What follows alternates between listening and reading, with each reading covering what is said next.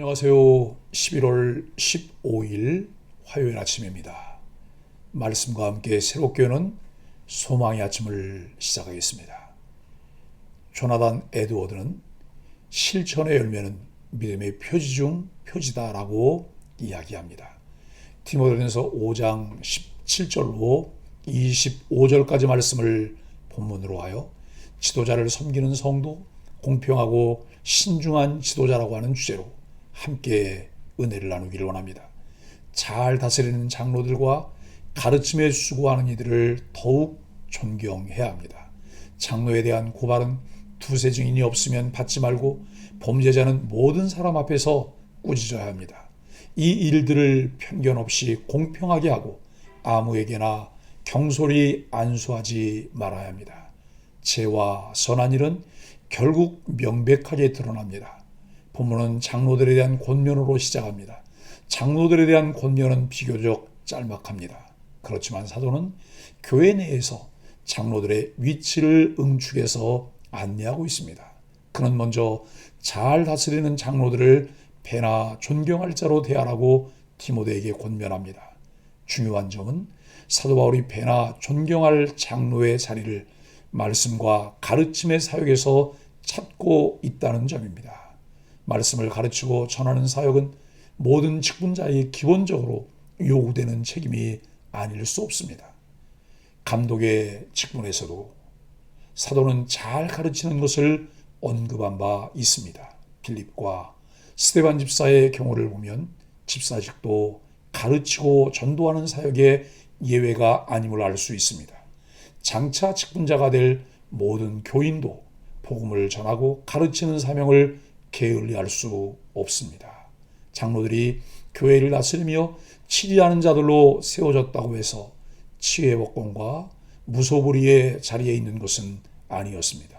사도는 장로들도 치리의 대상임을 분명히 하고 장로에 대한 적법한 고발과 치리를 설명합니다. 장로들에 대한 송사는 유대교의 전통 송사 방식을 따라 두세 사람의 증인이 있어야 합니다. 여기서 사도가 언급하는 장로는 오늘날의 장로들보다는 목회자에 더 가깝습니다. 목회자는 회중 앞에서는 공인이기에 근거 없는 비방이나 악의적인 고소를 당할 때도 있습니다. 사도의 의중은 이러한 악의적인 송사로부터 장로직을 보호하려는 데 있습니다. 이어서 사도는 디모데가 병약함을 언급하면서 그에게 개인적인 권면을 추가합니다. 사도 바울 자신에게도 가시와 같이 찌르는 병이 있었고 디모데도 위장병과 자주 나는 병이 있었음은 많은 것을 생각하게 합니다. 많은 치유의 은혜를 경험했던 사도 바울이 디모데를 위해 포도주를 조금씩 마시도록 실제적인 처방전을 주는 점은 신앙 안에서 성도들이 자주 있는 질병을 어떻게 접근해야 하는지 좋은 신뢰를 제공하고 있습니다. 디모데에게는 아마도 위장병이 있었는데 본문을 보면 그의 질병이 목회와 크게 연관이 있었음을 알 수 있습니다. 사람이 또 다른 사람을 대하는 것, 죄인이 다른 죄인을 섬기는 것은 자신의 마음과 육체를 갉아먹는 일일 수밖에 없습니다. 그 일 자체가 말할 수 없는 스트레스를 동반하고 있습니다. 수많은 목회자들이 이 일은 마땅히 치러야 할 대가라고 생각하며 사역을 감당하고 있습니다. 말씀과 은혜에 따라 훈련되고 다듬어지면서 성숙하게 될 때 상당 부분 이러한 문제를 해소하면서 더 가치 있는 일에 매진하게 됩니다. 고통이 따르지만 다른 사람을 위해 이렇게 희생하고 헌신한 이들을 통해 많은 사람이 예수님을 만나 생명을 얻고 또 그 길을 따라갈 수 있습니다. 17절로 20절은 존경하는 마음으로 바울은 자기 책임을 다하는 장로는 두 배로 존경하라고 권면합니다. 특히 말씀과 가르침에 수고하는 이들에게는 더욱 그렇게 하라고 강조합니다. 사실 말씀을 전하고 가르친다는 것은 단지 성경을 읽고 해석해서 교육시킨다는 것만을 의미하지 않습니다. 하나님 말씀의 목적은 마음과 삶을 변화시키고 영원 구원하는 일입니다. 그러기에 다른 이에게 말씀을 선포하고 전하는 이들은 말씀을 온전히 이해할 뿐 아니라 삶으로 먼저 살아내기에 존경을 받기에 합당합니다. 그런 자들을 존경할 때 우리 스스로도 그런 사람이 되기 위해 열심을 다하고 사모할 것입니다. 바울은 말씀을 전하고 가르치는 이들의 권위와 처우를 명확히 합니다. 목회자들은 사람들 앞에 서서 결정과 권명과 양육과 다스림을 감당해야 하기에 갈등과 시비에 쉽게 노출될 수밖에 없었습니다. 바울 자신도 그랬고 디모데도 그랬던 것으로 보입니다. 그러기에 바울은 목회자에 대한 문제 제기는 반드시 공개적으로 확실한 근거를 가지고 공론할 것을 명합니다. 목회자가 넘어지면 교회도 넘어집니다. 목회자의 건강은 교회의 건강이며 목회자의 자존심은 교회의 자존심입니다. 목회자를 존중하는 교회 공동체는 그만큼 성숙한 교회 공동체로서 다른 성도들과의 관계도 상호 존중하고 배려하는 관계가 형성됩니다.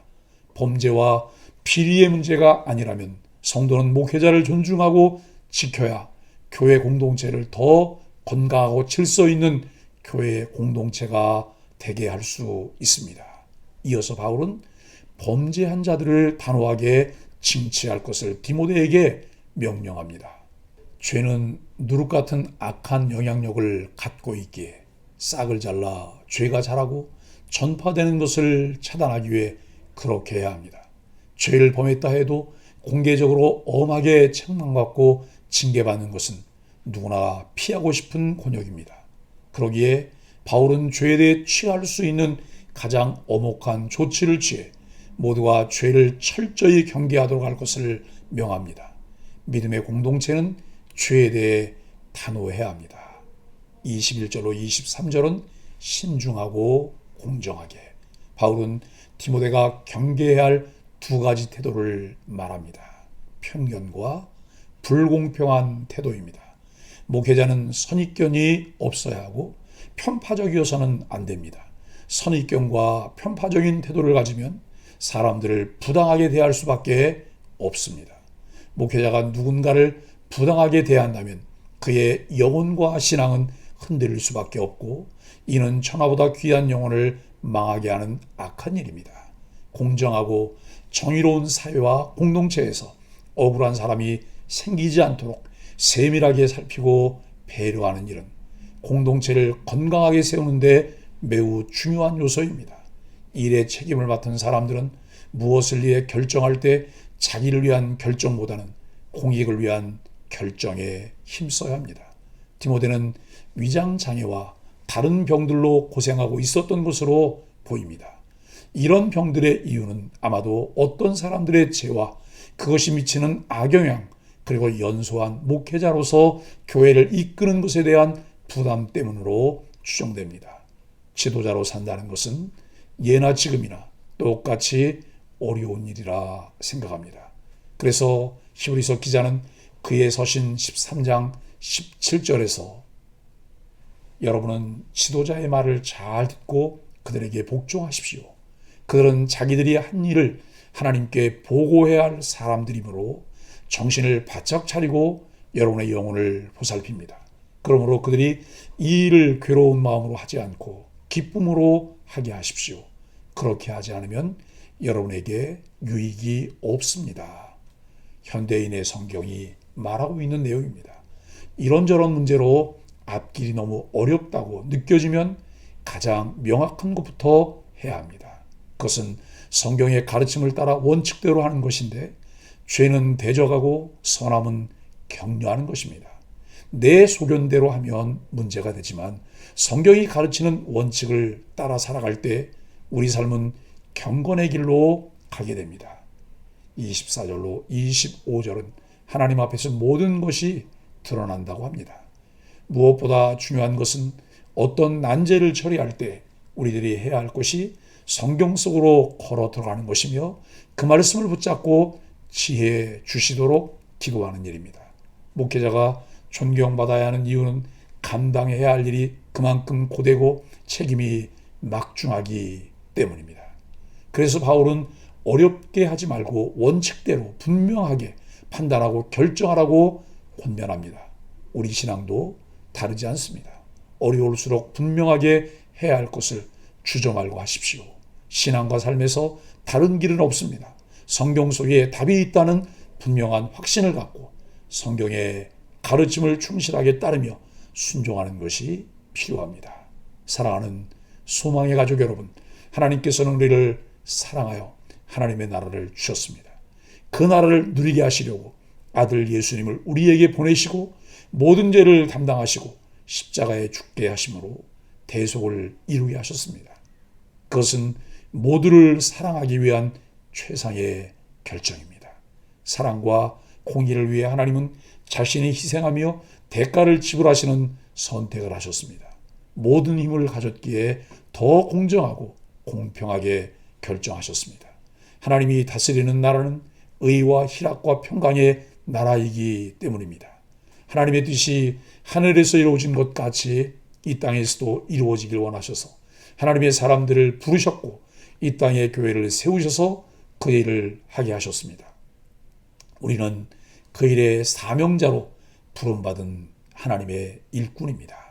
그 나라의 백성으로 하나님이 주시는 은혜를 누리도록 부름받은 백성임과 동시에 그의 나라를 이 땅에 편만하게 해야 할 책임을 가진 사명자입니다. 그러므로 각자에게 주어진 역할과 책임을 다하여 이 땅에 하나님의 질서가 세워지도록 힘쓰는 소망의 지체들이 되기를 예수 그리스도 이름으로 간절히 축복합니다. 함께 기도하겠습니다. 바른 말씀 선포와 가르침이 있어야 교회가 바르게 세워질 수 있음을 생각하며 말씀 사역자를 귀하게 여기게 하여 주옵소서.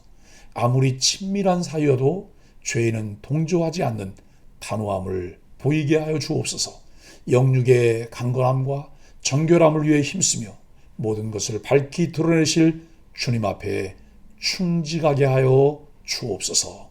예수님의 이름으로 간절히 기도합니다. 아멘.